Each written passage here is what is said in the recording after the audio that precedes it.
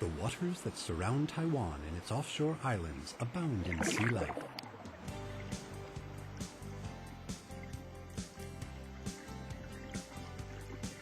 The more than 300 species of coral alone here represent nearly a third of the world's known species.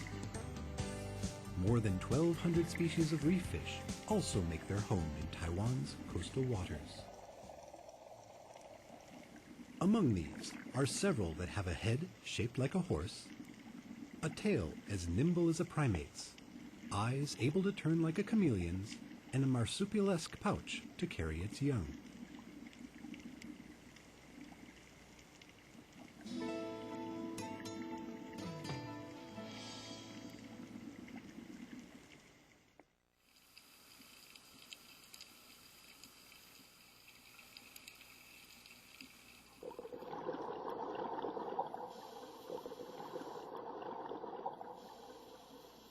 Of course, we're talking about the seahorse.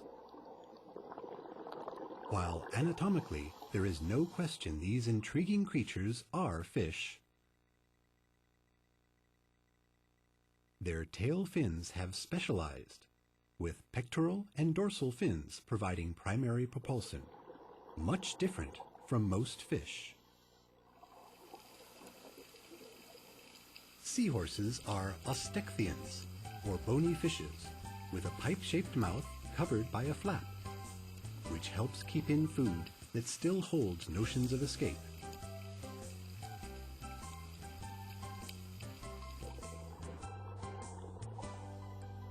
Without teeth to chew or a stomach, food is digested relatively poorly.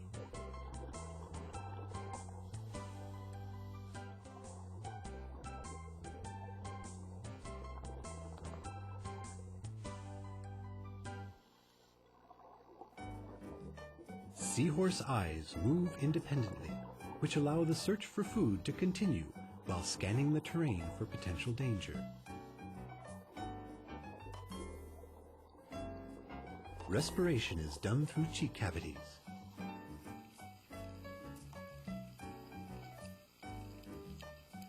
With pectoral fins just beneath, used to balance and steer.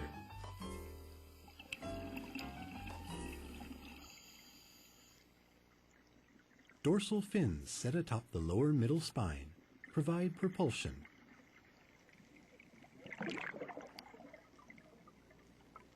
Tightly packed bony plates cover a hardened tail, which the seahorse uses as an anchor while at rest.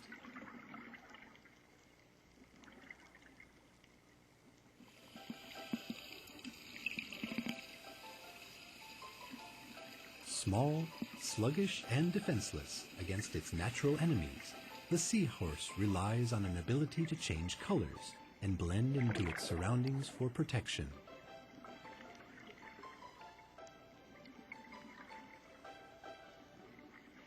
This expertise at camouflage once led scientists to record mistakenly some 120 species worldwide.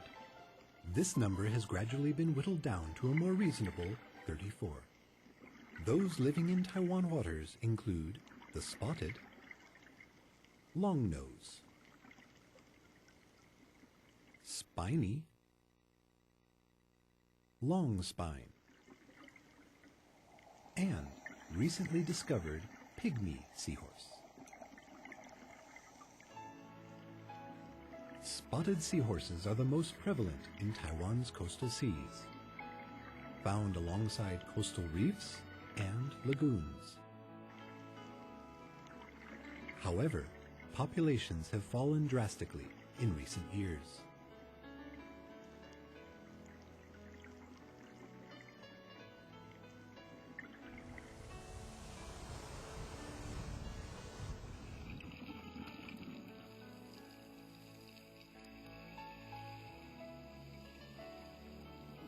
The pygmy seahorse is a rare and endangered species found off Taiwan's southernmost cape at Kending.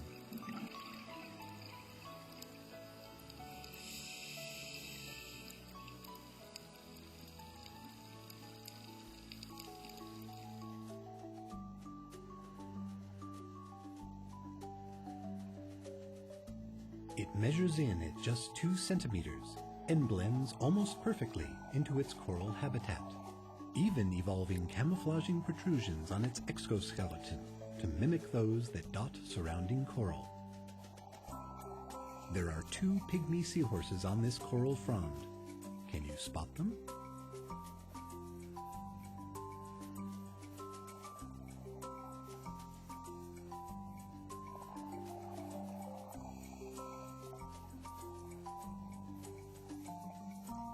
Although their habitat stretches across coastal East Asia, from Japan down to Malaysia, Indonesia, and Papua New Guinea, the pygmy seahorse's small numbers and uniqueness makes it a favorite with divers.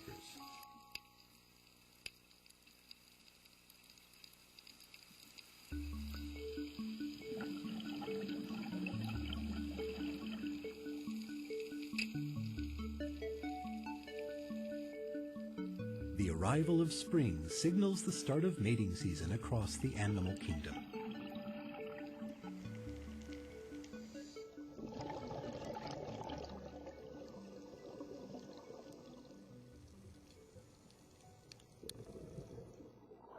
In the midst of a vast ocean, how seahorses go about procreating is a question worth asking.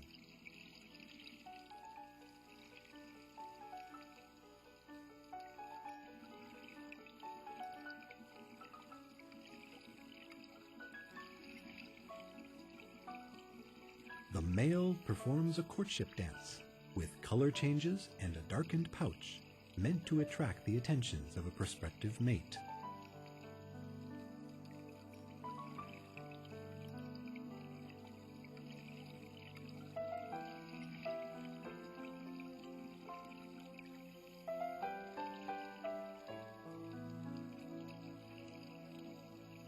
Once together, the couple move in close to one another and descend to the seafloor in a playful tussle.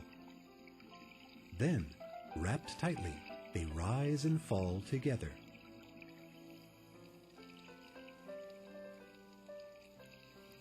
This rhythmic motion opens the male's brood pouch and then closes it around the female's ovipositor. Eggs are deposited into the pouch, where they are fertilized, and the male commences his new role as surrogate mother.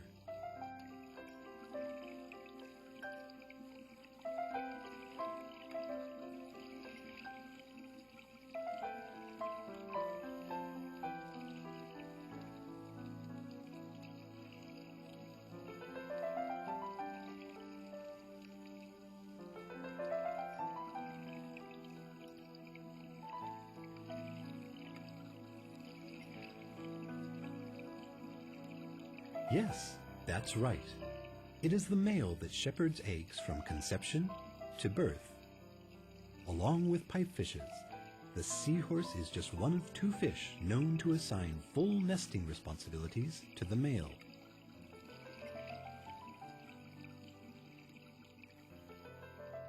Once fertilized, embryos mature in the brood pouch.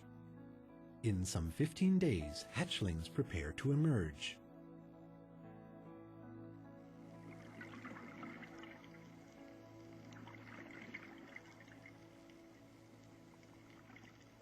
In the run-up to birth, the father shows signs of prenatal contractions.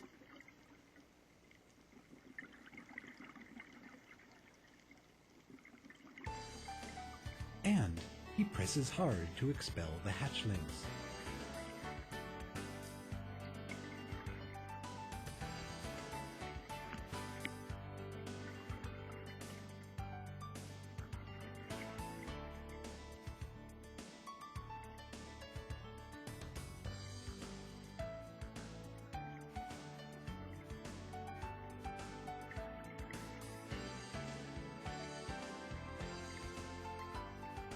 They are mirror images of adult seahorses, only much smaller. Like humans, seahorses occasionally give birth to Siamese twins. Unable to separate, they are fated not to survive long. Young seahorses often make a welcome meal for others, even adult seahorses. Likelihood of survival to adulthood in the wild is below 2%. Most seahorses live in the waters beneath coastal mangrove forests and in marshlands, habitats highly vulnerable to man-made disturbance and destruction.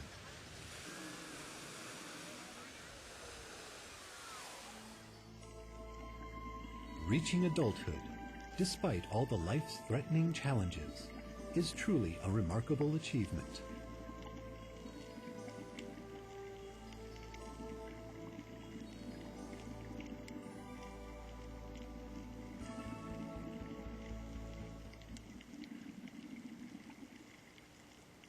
Slow but graceful swimmers, seahorses are perennial favorites for the aquarium.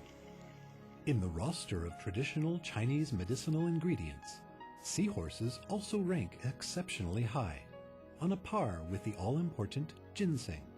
All told, markets around the world handle some 24 million seahorses every year.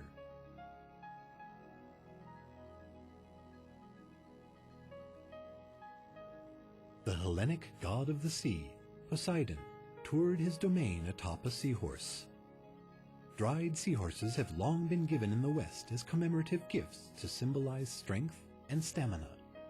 Although serving different purposes in different cultures, the result for the seahorse has been the same: widespread harvesting and a struggle for continued survival.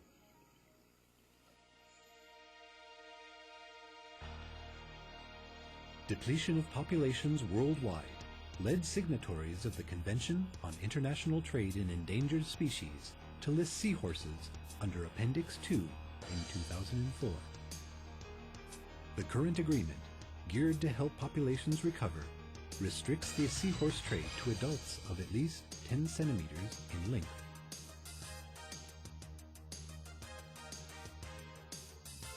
In an effort to address market demand while helping wild populations to recuperate, the Fisheries Research Institute's Marine Biology Research Center in Penghu County has been working actively on ways to increase seahorse reproductive success in captivity.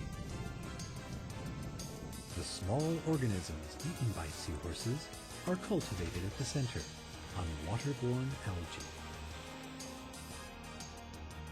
Food is carefully inspected by technicians for potentially harmful bacteria before seahorses are fed on the nutritious gruel.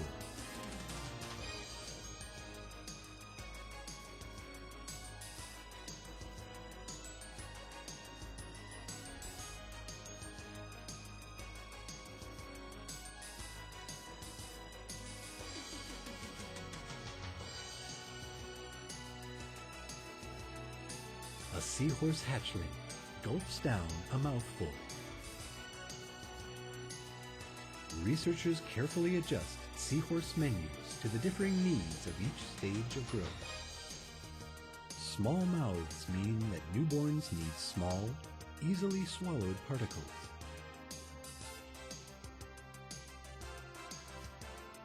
Larger particles are introduced as seahorses grow.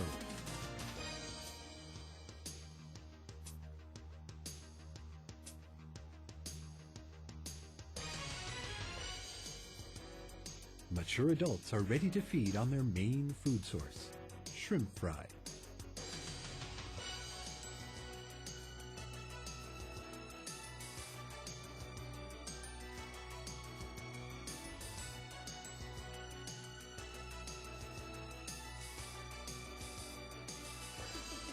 Captive breeding of seahorses is done both to increase the rate of survival to adulthood, so essential to increasing wild populations,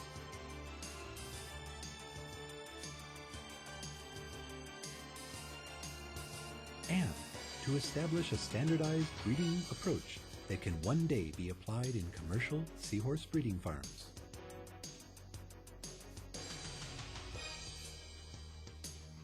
Positive results would give Taiwan's globally competitive fisheries sector front-runner advantage in this segment and open up new opportunities for business.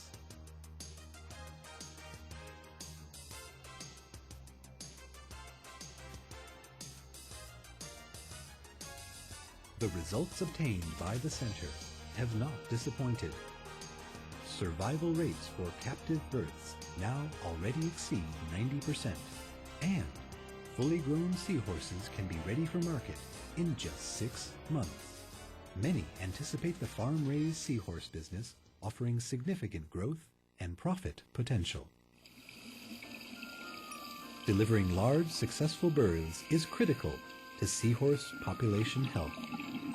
However, seahorses do not travel long distances and spend much of their lives in one place.